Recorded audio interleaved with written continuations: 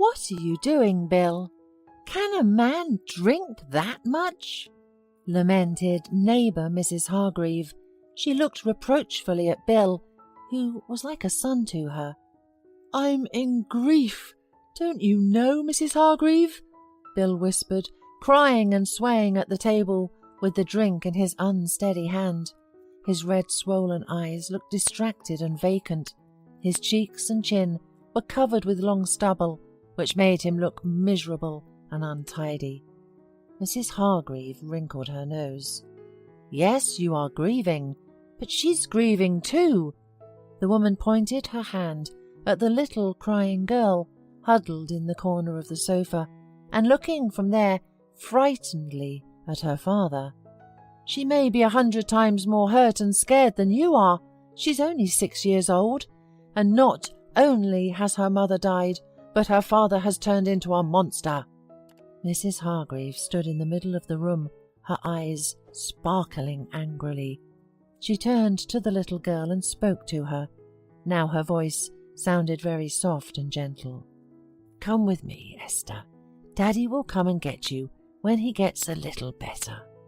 Esther immediately responded to her neighbour's affectionate appeal, ran up to her and wrapped her little arms around her. Her little eyes looked hopefully at the kind elderly woman. "And you, Bill, get yourself cleaned up and stop drinking. Esther will stay with me for a while. And remember, you are the most dear person in the world to her now, and you have to think about her first now, and not about how you're hurt and miserable." Mrs. Hargreave took the girl and left. There was an oppressive silence in the house. Bill's hand reached for his glass, but he suppressed that impulse. "Mrs. Hargreave is right. It is necessary to live at least for Esther."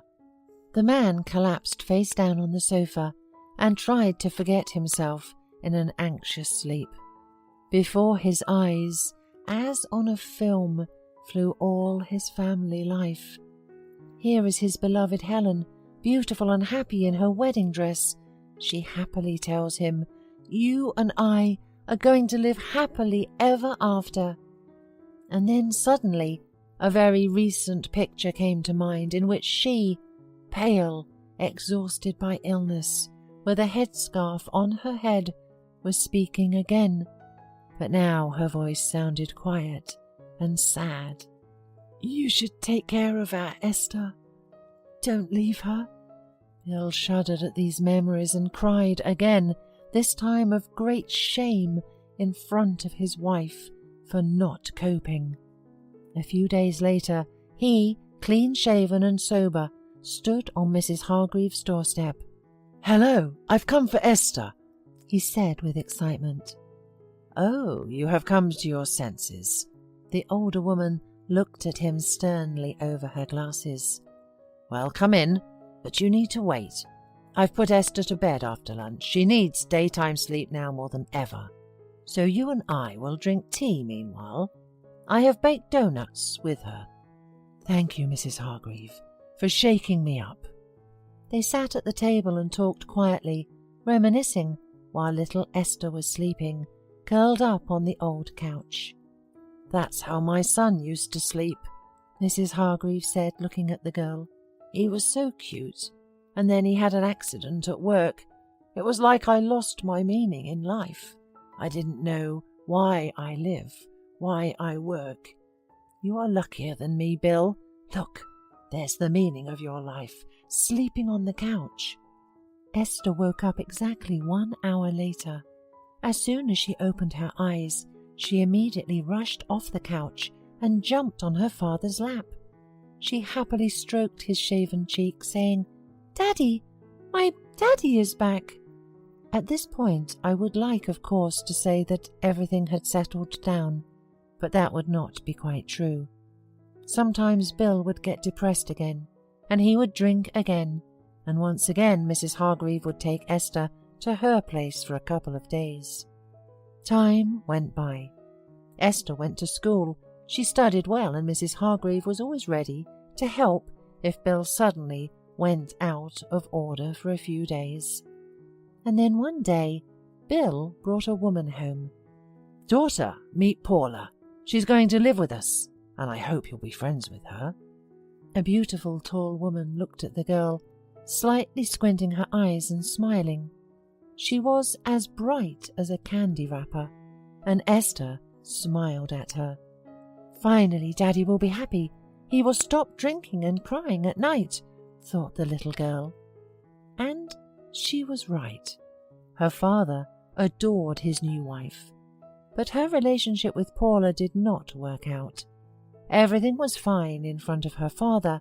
Paula was usually smiling and talking affectionately to the girl, but when he was away, she literally abused the child. Esther could not understand why her stepmother hated her so much. Not a day went by that Paula did not scold or humiliate her. The girl said nothing to her father. She thought that if Paula left, her father would get sick again, and he would start drinking and crying at night. Noticing that her stepdaughter unrequitedly accepts all the abuse, the woman became brazen and sometimes began to beat Esther for the smallest mischief. Each time the slaps grew stronger and more painful. "What is this?" asked Bill once, noticing a bruise on the daughter's arm. But Esther only lowered her eyes to the floor, hiding her tears, and said that she had fallen accidentally. She saw her stepmother looking at her triumphantly and haughtily, standing at the window and folding her arms across her chest. After that incident, Paula, remembering how her husband had found bruises on Esther's body, was now smarter and tried to beat her so that no marks were left. The little girl became thin, pale, and cried a lot, but still she kept hiding the reason from her father. Then Bill decided to ask his wife about everything. "Paula, there's something wrong with Esther. Maybe she's sick," he suggested. "What's wrong with her?" "She should be punished. She's rude and lazy, doesn't even wash a cup after herself. She just mocks me. I treat her with all my heart, and she looks at me like a wolf." The whole time, Esther looked at her stepmother with her eyes goggling. She had no idea it was possible to lie like that. "Esther," said her father sternly, "what's going on? Why don't you listen to Paula? What do you want?" But the girl could not say anything. In shock, her eyes instantly filled with tears. "I want to go to my mummy," she finally shouted, and ran to her room and stayed there until morning. It probably would have lasted a long time, or rather as long as Esther's health could stand, but once again Mrs. Hargreave intervened. She purposely spotted Bill rushing to work. "Hello, Mrs. Hargreave." The man was pleased to see his neighbour. "You've completely stopped coming to see us.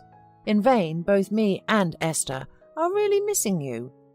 "Oh, I tried to stop by the other day to get to know your wife and to talk to Esther, but right then I had to go home." "Why?"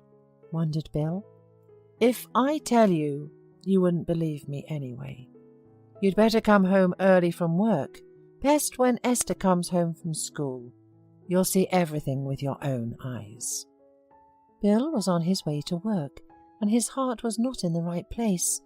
There was something in his neighbour's words that made him uneasy, prevented him from thinking about anything else but what was going on at his house while he was away.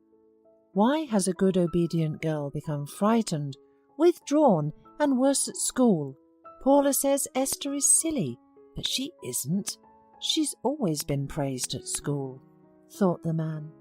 A little later that day, Esther had barely come home from school when her stepmother met her at the door with a wet towel in her hand. "Well, come in, you poor thing," she hissed threateningly. "So, you want to go to your mother? Well, I'll give you such an opportunity.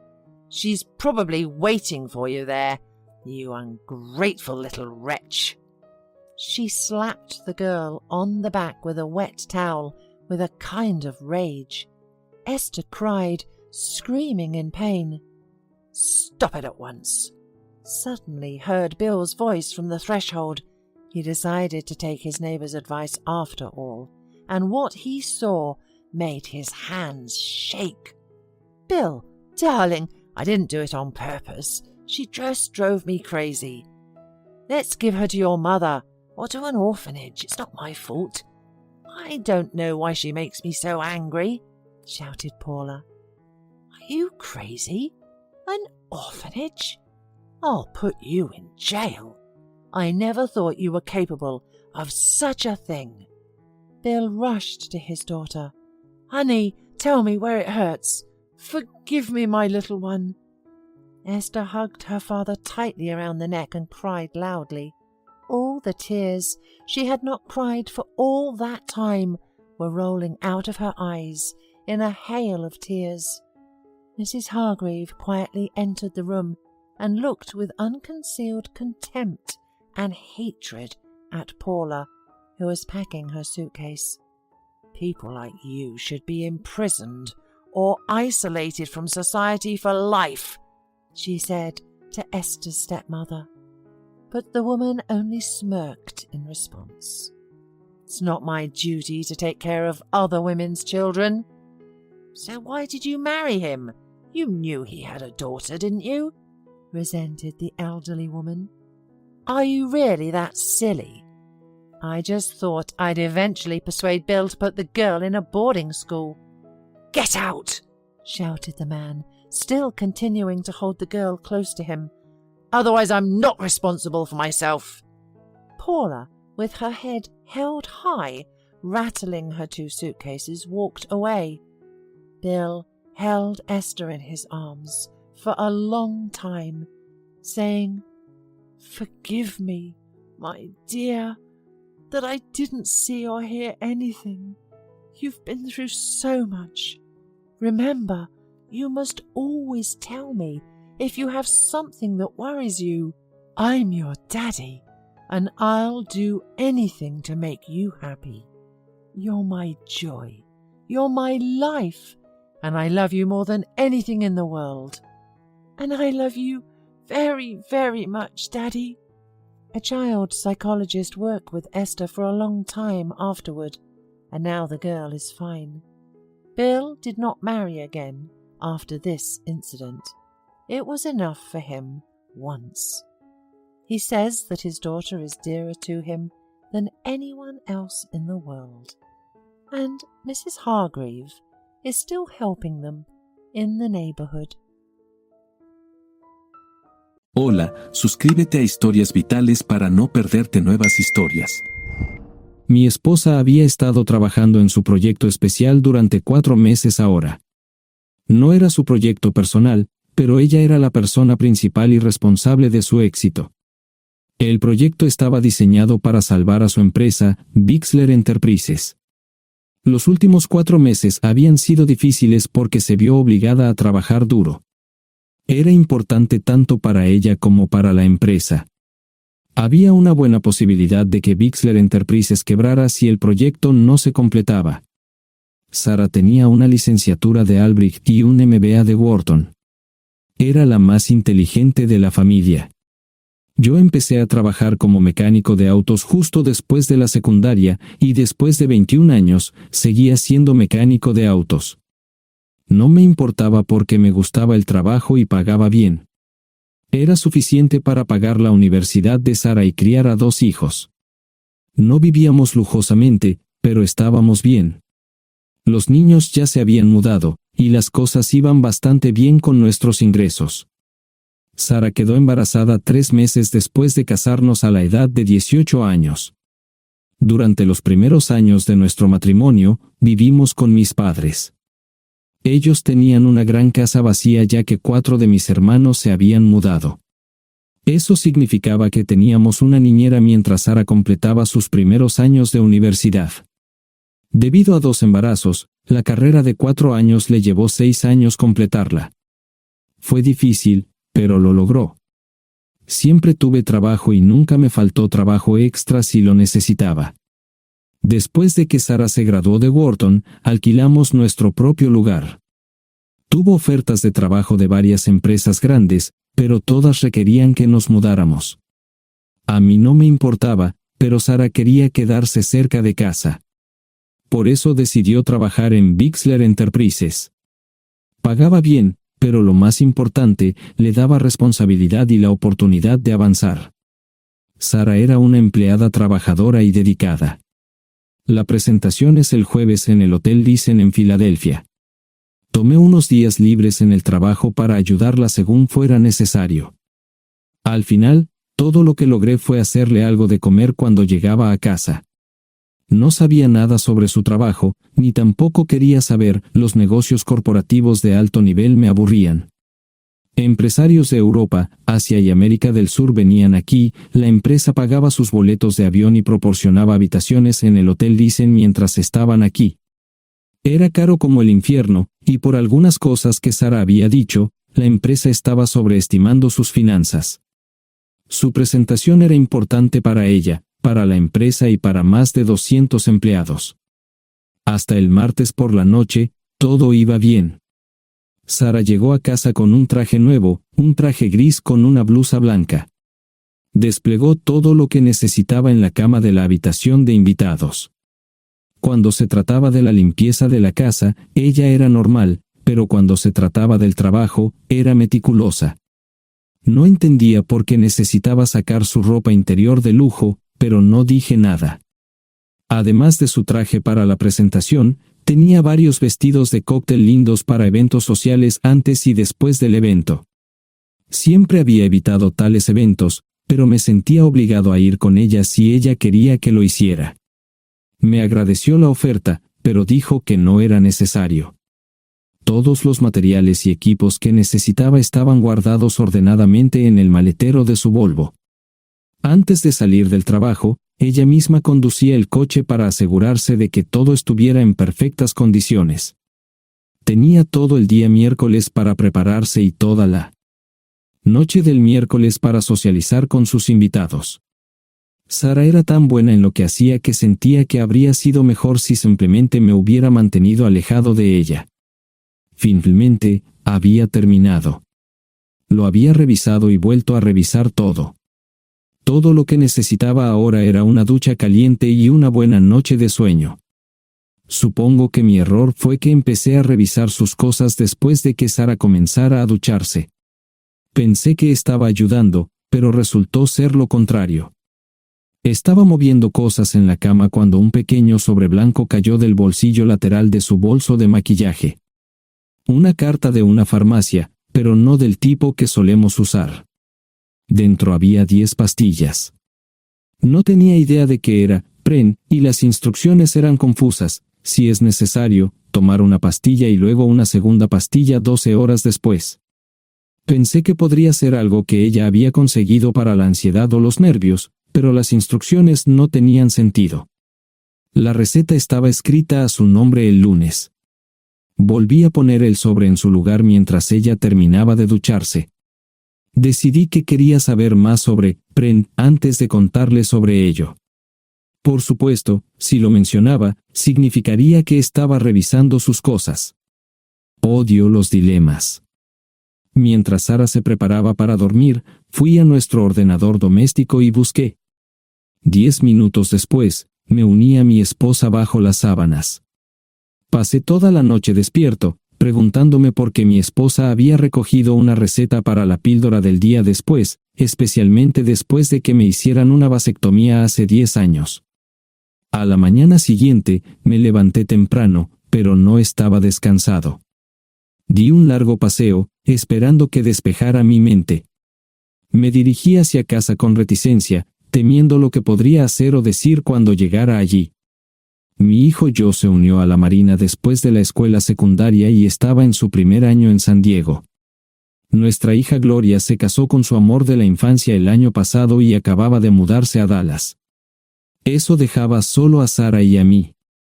Echaba de menos a los niños, pero esperaba envejecer con mi esposa. Ella era la única mujer que me había interesado, y ahora todo estaba. Si Sara estaba teniendo una aventura, lo ocultaba bien. Por supuesto, nunca la vigilé. Nunca miré sus correos electrónicos o llamadas telefónicas. No tenía razones para hacerlo. No tenía forma de saber qué estaba haciendo en el trabajo o después del trabajo. Confiaba en ella completamente. Ion, ¿dónde demonios has estado? ¿Quieres huevos o algo? No, solo café. No me sentía con muchas ganas de hablar. ¿Qué pasa, cariño? Solo son 3 días. Puedes venir si quieres, pero te aburrirás como una ostra. No, realmente no quiero ir, pero odio dejarte sola. Me preocupo cuando no estás aquí. Es muy dulce, querido, pero estará bien. No voy a salir del hotel en todo este tiempo. Pasaré la mayor parte del día asegurándome de que la sala de conferencias esté lista, y esta noche tendré una agradable charla con nuestros posibles clientes. Mañana, probablemente ni siquiera tendré la oportunidad de ir al baño. Llegaré a casa lo más temprano posible el viernes, te prometo un gran fin de semana si sabes a lo que me refiero. Todo eso suena bien, pero no puedes culparme por preocuparme. Soy un mecánico de autos, y tengo una esposa hermosa y exitosa. A veces tengo la sensación de que estás menos interesada en mejorar nuestra situación familiar que en avanzar en tu carrera. Detente, maldita sea, Ion. Siempre he respetado lo que haces para ganarte la vida y nunca he insinuado lo contrario. Criaste a 2 grandes niños y me pusiste a través de la universidad. Eres un gran esposo, un gran padre y un buen proveedor, y nunca olvides eso. Terminé mi café mientras ella recogía la mesa. ¿Quieres que te llame? No, no es una buena idea. Tendré el móvil apagado, y voy a apagar el teléfono de la habitación por la noche para poder dormir. Te llamaré siempre que pueda. La ayudé a cargar el coche, era tan meticulosa con eso como con todo lo demás. Trabajando, le llevaría 3 horas llegar al Hotel Lysen. Me quedé en el porche y la vi marcharse. No me molesté en preguntarle por las pastillas. Pasé el resto de la mañana en el porche. No recuerdo haberme preocupado tanto como ahora. Me sentía pequeño e insignificante. Me sentía fuera de mi liga. Era un tipo de pueblo con un trabajo mediocre y una esposa exitosa. Era una combinación equivocada. Debería haberlo notado antes. Me sentía estúpido. El mejor traje que tenía era una chaqueta azul y un par de pantalones. Al menos tenía algunas corbatas, aunque tenían 10 años de antigüedad. Acababa de terminar de vestirme cuando sonó el teléfono fijo. Oye, cariño, solo quería avisarte de que llegué bien. ¿Tuviste un buen viaje? Supongo que el tráfico no estaba demasiado denso. Estuvo bien. Te llamaré esta noche. Ahora tengo que irme. Estoy en la habitación 714, Sara. Puedo estar en casa de mis padres o en la de mis hermanos esta noche si quieres llamarme a mi móvil. De acuerdo. Suena el teléfono móvil. Te quiero, tengo que irme. Me tomé mi tiempo para llegar a Filadelfia.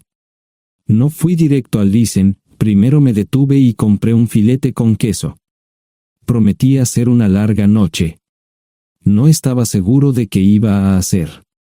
Estacioné en el garaje del hotel y simplemente esperé. Tarde o temprano, tenía que entrar en el hotel. Simplemente no podía decidir cuándo hacerlo. El sonido de mi teléfono celular me ayudó a tomar mi decisión. Ion, solo quería avisarte de que todo se ha arreglado. Ahora voy a bajar para encontrarme con algunas personas y cenar. No olvidaste nada, ¿verdad? No, todo está bien. Tengo todo en mi habitación para mañana. ¿Necesitas algo? No, Ion, relájate. Voy a apagar mi teléfono. Te llamaré mañana por la mañana. ¿De acuerdo? Ríe, diviértete. No es divertido, Es trabajo. No parecía estar demasiado fuera de lugar. El vestíbulo, el restaurante y las salas de conferencias estaban llenos de gente, así que pude pasar desapercibido. Había un folleto pequeño y bonito que mostraba el diseño de todas las habitaciones del hotel. Me paseé por las diferentes habitaciones y me detuve en las paredes, mirando alrededor entre la multitud. No tenía ni idea de qué haría si Sara me veía. Lo averiguaría si y cuando eso sucediera. Encontré un tablero de eventos que enumeraba todas las habitaciones que estaban siendo utilizadas por los diversos grupos. Bixler Enterprises no tenía habitaciones disponibles para el miércoles por la noche. Esto me pareció interesante. Sara había dicho que no iba a salir del hotel, pero ahora no estaba tan seguro de eso. Había 3 comedores, familiar, informal y de alta cocina. A Sara no le gustaba mucho cenar con niños, así que fui primero al comedor informal. Solo me llevó 5 minutos asegurarme de que no estaba allí. Tuve mejor suerte en el salón gourmet, era una acogedora mesita encajada en la esquina, el tipo de mesa que la gente reserva para tener un encuentro privado. Sara llevaba un vestido de cóctel negro con un escote pronunciado y perlas, se veía elegante y su acompañante parecía apreciarlo. Conocía a algunas personas con las que trabajaba Sara, y él no era una de ellas. Me resultaba familiar, pero no había forma de que pudiera recordarlo. Había muchas sillas libres, así que no tuve problemas para cruzar la sala. Había velas y pequeños candelabros de cristal en las mesas. Apagué la mía y le dije al camarero que me molestaba por el glaucoma. Pedí el plato de pollo de siempre y me acomodé. El camarero me sirvió el café por tercera vez. Disculpe, el tipo en la mesa de enfrente me parece muy familiar. ¿Sabes quién es? Sí, ese es Malcolm Eugene Foote. Es miembro del Consejo Municipal, se espera que se postule para el Congreso en los próximos años. ¿Es esa su esposa con él? Es muy bonita. No, esta es la primera vez que la veo. Siempre usa esa mesa para señoras especiales, si me entiende. Simplemente le sonreí y pedí la cuenta. Nunca había visto a Sara tan sensual con un hombre antes. Parecía captar cada palabra que decía, como si fuera Dios o algo así. No estaban haciendo nada inapropiado, pero tampoco era platónico ni profesional. Cuando me fui, estaban terminando su segunda botella de vino. Ahora entendía por qué se había llevado su lencería elegante. Me acomodé en una esquina del vestíbulo para que no me vieran. 10 minutos después, salieron del restaurante. Ella le tomaba la mano mientras caminaban por el vestíbulo hacia el ascensor.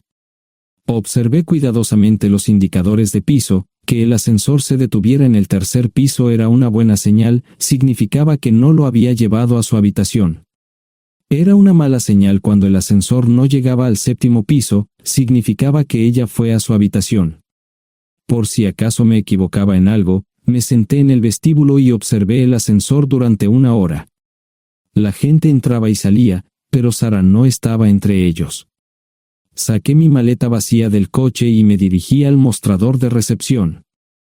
Aunque podía demostrar que era su esposo, me costó trabajo conseguir una tarjeta llave. Se dieron después de llamar a la habitación, pero nadie respondió. Finalmente, estaba en camino a la habitación 714 con la tarjeta llave. Ni siquiera encendí las luces al principio, simplemente me senté en la oscuridad de la habitación durante más de 1 hora. No fue difícil asegurarme de que no regresara a la habitación. Primero, empacé todas sus ropas y pertenencias personales. No dejé nada atrás. Revisé el paquete de Preven, todavía quedaban 10 pastillas en el tocador. De manera muy ordenada, estaban todos los artículos que necesitaría para su presentación al día siguiente. Comencé a llenar la maleta. Había 24 carpetas promocionales especialmente encuadernadas y otras 20 carpetas regulares, todas ellas fueron a la maleta. Un proyector digital fue lo siguiente, seguido de una computadora portátil. Tomé su bolso y su celular, que había dejado en la habitación, Todo lo que tenía consigo era un bolso de mano y probablemente un tubo de lápiz labial. Di una vuelta por la habitación tan cuidadosamente como lo hizo ella para asegurarme de no perder nada. Una vez satisfecho, dejé las llaves del coche y mi anillo de bodas en el tocador. Aparte de esos dos objetos, la habitación estaba completamente vacía. El ascensor se dirigió directamente al estacionamiento, no tuve problemas para llevar 2 maletas, y 20 minutos después, estaba en la autopista rumbo al norte. Pasaban las 3 de la madrugada, no tenía idea de que había pasado tanto tiempo. 1 hora o 2 después, sonó mi teléfono celular, la identificación de llamadas mostraba el número del Listen. Sí, ¿dónde estás? Estaré en casa pronto. Eso fue todo lo que dije. Hubo silencio en el otro extremo de la línea. Los vendedores tienen un viejo dicho, el primero que habla pierde. Pareció una eternidad antes de que ella hablara. Ion, lo siento. No preguntó nada y simplemente colgó. Apagué mi teléfono, era obvio que había regresado a su habitación. Más tarde ese día, tenía que dar una presentación que salvaría a su empresa y le daría un ascenso. Metí las maletas en el desván del garaje. Sara nunca iba allí y nunca pensó en buscar algo allí. Por supuesto, en este punto, estoy bastante seguro de que no importaba. Primero, recogí todas mis ropas y pertenencias personales. La mayoría de los hombres tienen sus propias herramientas, generalmente es un requisito para el trabajo. Pasé por la tienda, cargué las mías en el Subaru y recogí mi último cheque de pago. Para entonces, los bancos ya estaban abiertos, no tuve que hacer ninguna manipulación financiera complicada. Simplemente retiré todo el dinero de mis cuentas. Almorcé en Hagerstown, Maryland. Tenía suficiente dinero para vivir durante unos años, pero sabía que estaría buscando trabajo muy pronto. Sara y yo éramos parecidos en eso de que a ambos nos encantaba trabajar. La voy a extrañar. Pasé un par de horas en las cuevas del Uray y alquilé una habitación cerca de Whitewell. No tenía idea de qué iba a hacer. Era sábado, y me encontré sentado en el acuario de Chattanooga, observando la naturaleza que nunca había visto antes. Pasé unas horas simplemente relajándome y decidí que era un buen lugar para estar. Compré un pase anual para el acuario y, para la hora de la cena, tenía un lugar donde quedarme. Era un remolque móvil en el parque, pero estaba amueblado y era económico. No necesitaba mucho. La primera cosa que haría el lunes por la mañana sería conseguir un trabajo. Un buen hombre de mantenimiento siempre puede conseguir un trabajo, especialmente si está dispuesto a trabajar duro. Podría permanecer discreto hasta que fuera el momento de renovar mi licencia de conducir o las etiquetas del coche. Me preocuparé por eso cuando llegue el momento. El domingo por la tarde, llamé a Gloria. Me sentí obligado a informarle sobre lo que estaba sucediendo, pero Sara ya se lo había contado. Fue bastante franca con Gloria sobre lo que había pasado. Dijo que había engañado, que la sorprendí, que me fui y que ella perdió su trabajo. Me sentí mal porque ella perdió su trabajo, pero ese era el precio que tenía que pagar. Le pedí a Gloria que le dijera a Josh lo que estaba sucediendo la próxima vez que hablara con él. También le dije que la llamaría aproximadamente una vez al mes para verificar cómo iban las cosas. No le dije dónde estaba. Para el mediodía del día siguiente, tenía un trabajo. En realidad, estaba a poca distancia del parque de remolques, con el Waffle House a mitad de camino. ¿Qué más podría querer un hombre? No sé cómo manejaron el papeleo, pero me estaban pagando $20 por hora sin hacer preguntas. Estaba feliz, y ellos también. Ni siquiera tendría que tocar el dinero que traje conmigo. Unos 2 meses después, Gloria me informó que Sara se había mudado de la casa y estaba viviendo con sus padres. Gloria no sabía nada más, pero estaba feliz de que estuviera estable y le estuviera yendo bien. Josh me llamó desde San Diego solo para informarme que iba a hacer un crucero. Era técnico en aviónica en un portaaviones. Intentó explicar qué hacía exactamente, pero estaba más allá de mi comprensión. Nunca supe mucho sobre cosas técnicas. Ambos tuvieron cuidado de no decir nada malo sobre su madre, aprecié eso. Después de eso, todo siguió como siempre. Comencé a hablar con Gloria al menos semanalmente, Josh y yo comenzamos a enviar correos electrónicos regularmente. Gloria hablaba regularmente con Sara, pero decía muy poco sobre lo que estaba haciendo o dónde estaba. Nunca presenté la solicitud de divorcio, y parece que Sara tampoco lo hizo. Tengo una licencia de conducir de Tennessee y las etiquetas en el Subaru. Comencé a frecuentar un bar local un par de veces al mes y tuve encuentros casuales, 2 mujeres se alternaban como mis compañeras nocturnas regulares. No buscaban compromisos, y yo tampoco, parecía funcionar bien para todos nosotros. La vida era buena. Eso fue hace mucho tiempo, y gradualmente olvidé a Sara. Con el tiempo, el Subaru comenzó a darme problemas, había olvidado cuánto tiempo había pasado. Tenía más de 200,000 millas. Estaba reflexionando sobre esto con una jarra de cerveza un día cuando me di cuenta de que habían pasado casi 5 años desde que me fui de casa. Mantuve un contacto cercano con ambos hijos, Gloria ya tenía 2 hijos propios en este momento y quería que los visitara. Josh casi se casó con una mujer tailandesa, pero en el último momento, se negó. Por lo general, trabajaba 6 días a la semana y usaba el domingo para recuperarme del sábado por la noche, no había ninguna buena razón para que alguien llamara a la puerta de mi remolque a las 6 de la mañana de un viernes. Su grosería fue recompensada por un hombre medio desnudo abriendo la puerta, los calzoncillos del día son repugnantes, y la dama en la puerta, juzgando por la expresión en su rostro, estuvo de acuerdo conmigo. Ella apartó la mirada, pero su compañero no parecía impresionado. Norm habría usado pantalones, pero en un momento como este, los invitados me molestaron. Estamos buscando a John Terrell. No los conozco. Me llamo David Simmons, y esta es mi esposa Mara. Tenemos un problema y esperamos que nos puedas ayudar. Lo siento mucho, no trabajo a altas horas de la noche. Si necesitan algo relacionado con su auto, tendrán que ir a la tienda. Esto provocó varias miradas en blanco y finalmente una respuesta. No tiene nada que ver con tu trabajo, es más un problema personal. ¿Podemos entrar? El interior del remolque lucía desordenado, rara vez tenía invitados, así que rara vez lo limpiaba. Incluso mis novias insistían en que fuéramos a su lugar. Hagan como en su casa, déjenme ponerme los pantalones enseguida. Al entrar en el dormitorio, dejé la puerta abierta solo para mostrarles lo hospitalario que soy. También me puse una camisa. ¿Les gustaría tomar café? Solo tomará unos 10 minutos. Aparté algunas cosas del sofá para que pudieran sentarse, no hubo respuesta a la pregunta del café. Tenemos una hija adoptiva de 4 años y otra de 2 que necesita un trasplante de médula ósea, y esperamos que nos puedas ayudar. Estamos dispuestos a pagarte si es necesario. ¿Con mi médula ósea?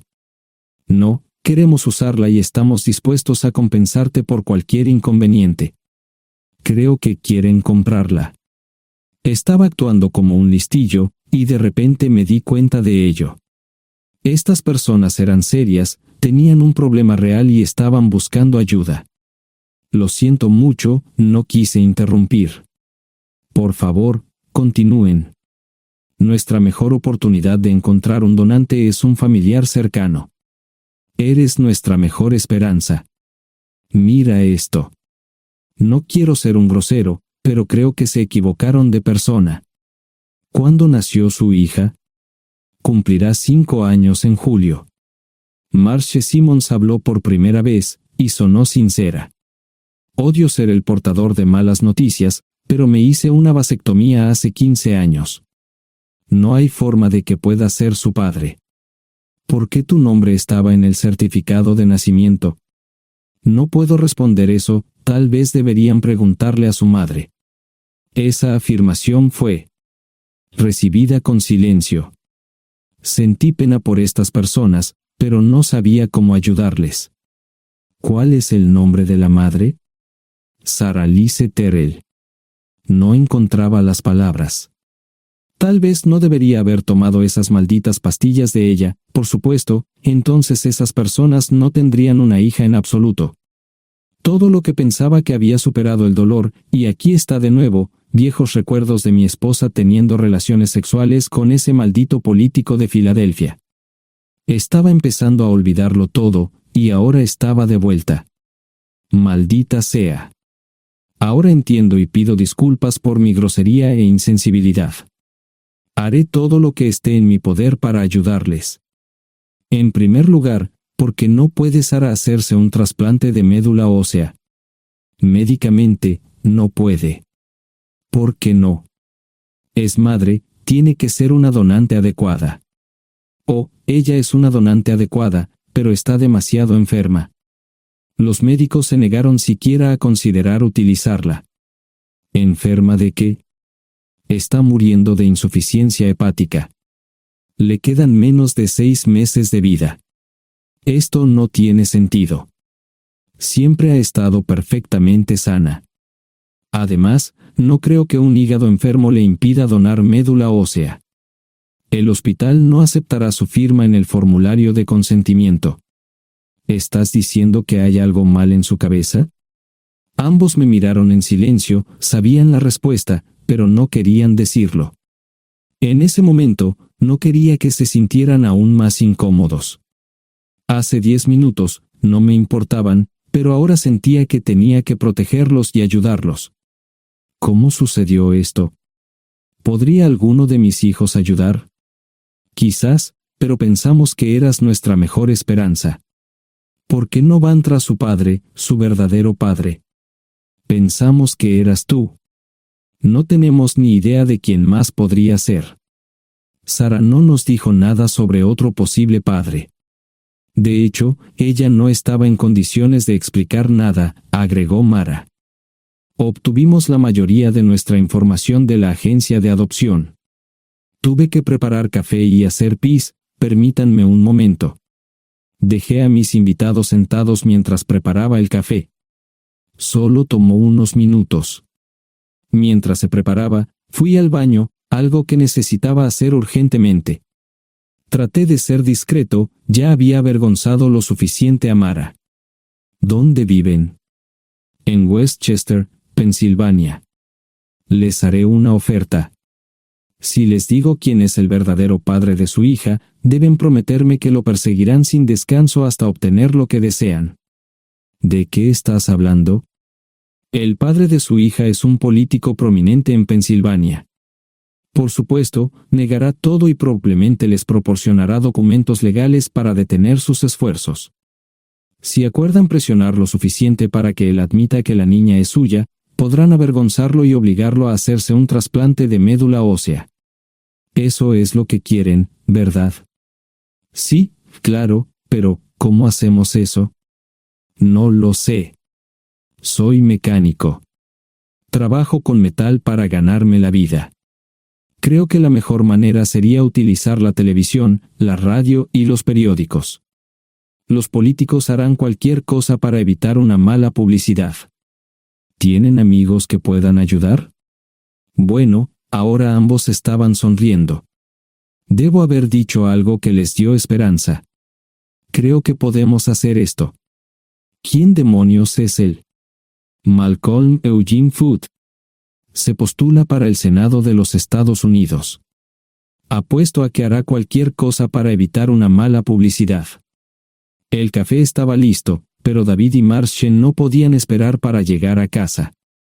Antes de irse, les dije cómo ponerse en contacto con Gloria y Joss en caso de que los necesitaran.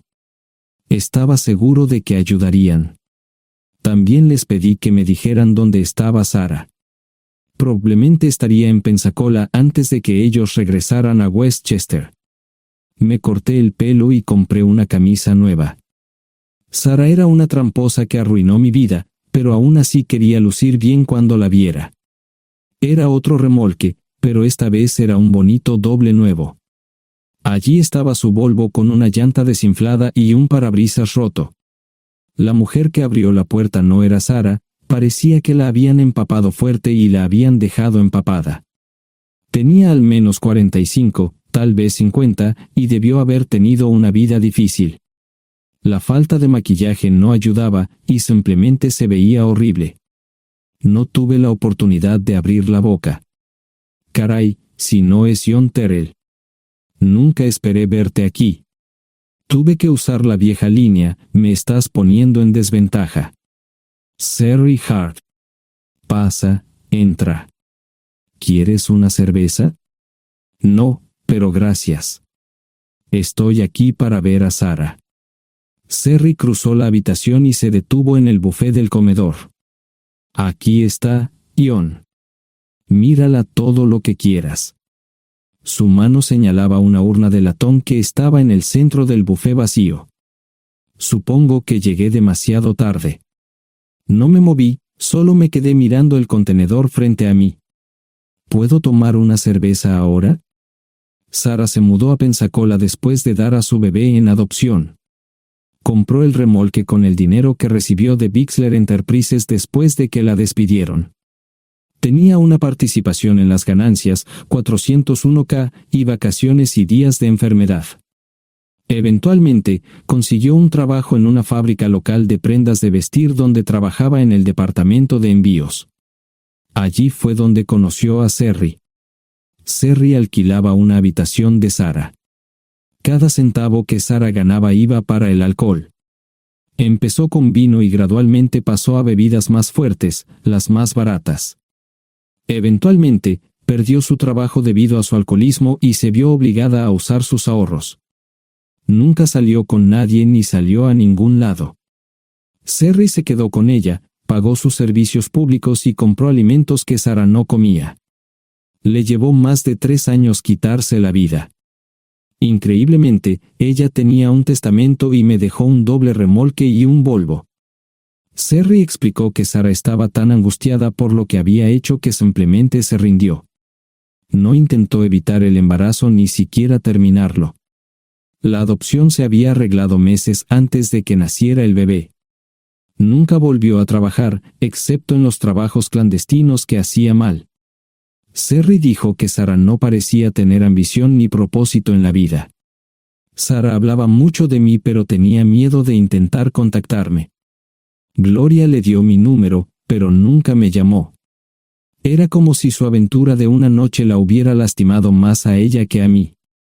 Estuve allí durante 2 semanas y luego vendí el remolque de Sherry por $1 y obtuve $3,000 por el Volvo. 2 días después, estaba en Westchester visitando a mis nuevos amigos David y Marche. Malcolm Eugene Foote resistió al principio, pero David y Marche lo presionaron hasta que cedió. Insistió en pruebas de ADN, que demostraron que era el padre. Para salvar la cara, más o menos lo obligaron a someterse a un trasplante de médula ósea, que fue exitoso. La carrera política y la vida familiar de Malcolm no dejaron una impresión favorable. Su caída en las encuestas fue tan rápida que el partido lo reemplazó por otro candidato unos meses antes de las elecciones. Su esposa solicitó el divorcio y fue muy pública al respecto. Sarah y yo estamos viajando ahora a Dallas para ver a Gloria y a mis nietos. No sé cuánto tiempo mantendré a Sarah conmigo, probablemente hasta que tenga a alguien.